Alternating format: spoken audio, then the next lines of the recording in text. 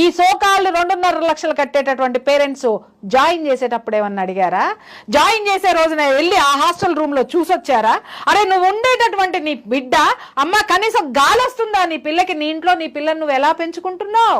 గాలి, దానికి గాలి రావాలంటే గాలి, ఏది తినాలనిపిస్తే అది వండి పెట్టావు, ఏది చేయాలంటే అంత గారాబంగా పెంచుకున్నటువంటి నీ బిడ్డ గాలి కూడా చొరబడనటువంటి చీకటి గదుల్లో మగ్గుతుంటే 2.5 లక్షల కింద కౌంటర్ లో కట్టినవు తప్పితే పైకెళ్ళి నీ బిడ్డ ఎలా ఉంటుందనేటటువంటిది నువ్వు చూసావా మిస్టర్? ఆ రోజు ఉన్న గదిలే ఈ రోజు కొత్తగా రాలేదు, ఈ రోజు కొత్తగా వచ్చినాయి అయితే కాదు, నువ్వే దాంట్లోకి తోసావు నీ బిడ్డని. తోసి ఈ రోజు లబలబా కొట్టుకుంటున్నావు నా పిల్లల్ని ఔటింగ్ కి పంపించట్లేదండి అని. తెలీదా? ఎన్నిసార్లు మనం చూసాం ఇదే విద్యా వ్యవస్థల్లో ప్రతి 3 నెలలకోసారి, ప్రతి 6 నెలలకోసారి ఆత్మహత్యలు చేసుకోవడం అని చెప్పేటటువంటిది. ఎందుకు ఆడపిల్లలు ఆత్మహత్యలు చేసుకుంటున్నారు? ఎందుకు మగ పిల్లలు ఈ రెసిడెన్షియల్ స్కూల్స్ లో